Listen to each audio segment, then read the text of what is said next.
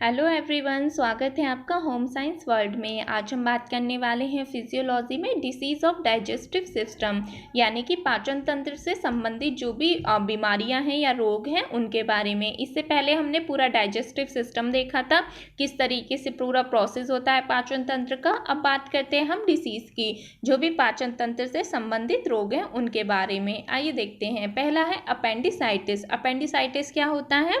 बड़ी आंत में पाई जाने वाली एक रचना वर्मी फॉर्म अपेंडिस एक अवशेषी अंग होता है, लेकिन कभी कभी ये अपने आकार में बढ़ जाती है, जिसके कारण मनुष्य के पेट के निचले हिस्से में दर्द होने लगता है। इसी बीमारी को अपेंडिसाइटिस कहते हैं। अपेंडिसाइटिस हो जाने पर व्यक्ति का ऑपरेशन करके वर्मी फॉर्म अपेंडिस को काटकर अलग कर दिया जाता है। क्योंकि एक अवशेषी अंग है, इसके शरीर में अलग हो जाने पर मनुष्य के शरीर या पाचन तंत्र पर कोई प्रभाव नहीं पड़ता। फिर बात करते हैं हम पीलिया यानी जॉइंडिस। जॉइंडिस क्या है? तो पित्तवर्णक यानी कि बाइल पिगमेंट होते हैं। बिलिरुबिन का निर्माण मृत आरबीसी के हीमोग्लोबिन से यकृत कोशिकाओं द्वारा किया जाता है।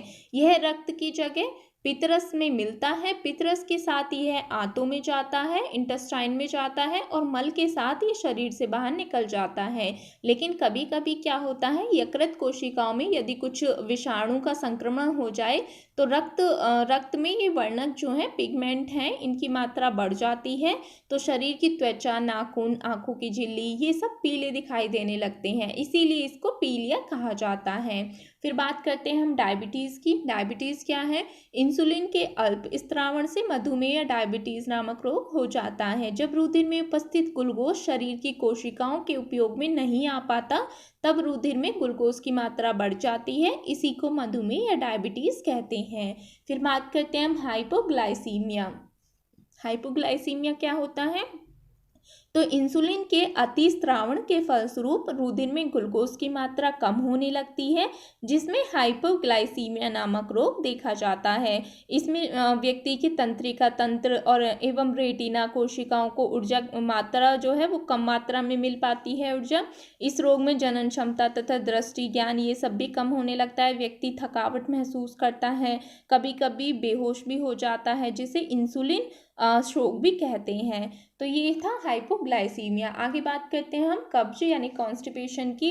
इसमें क्या होता है, बड़ी आंत में कायम के पीछे खिसकने की दर कम हो जाने से इसमें सूखे हुए कड़े मल का संचय हो जाता है। इसी को कॉन्स्टिपेशन कहते हैं। यानी बड़ी आंत में कायम के पीछे खिसकने की जो दर है वो कम हो जाती है, जिसकी वजह से कॉन्स्टिपेशन देखा जाता है।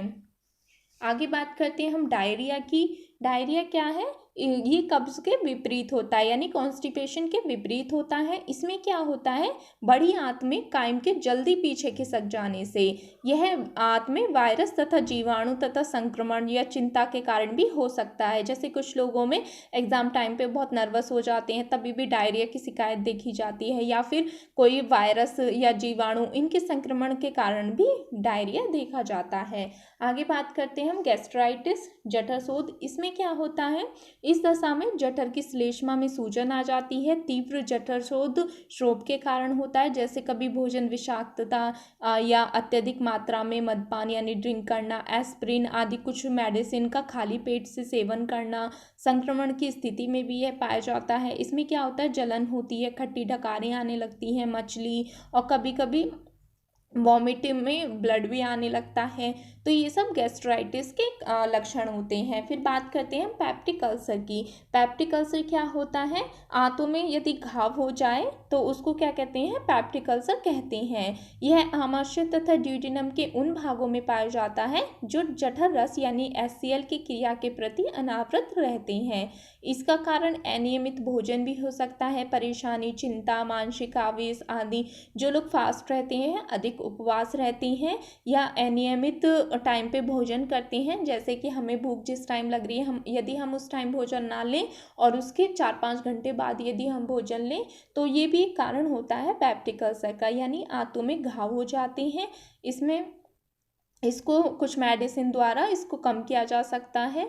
फिर बात करते हैं हम लीवर सिरोसिस। लीवर सिरोसिस क्या होता है? ये लीवर से संबंधित एक बीमारी है। इसमें मनुष्य की त्वचा मांसपेशियां कड़ी होने लगती हैं।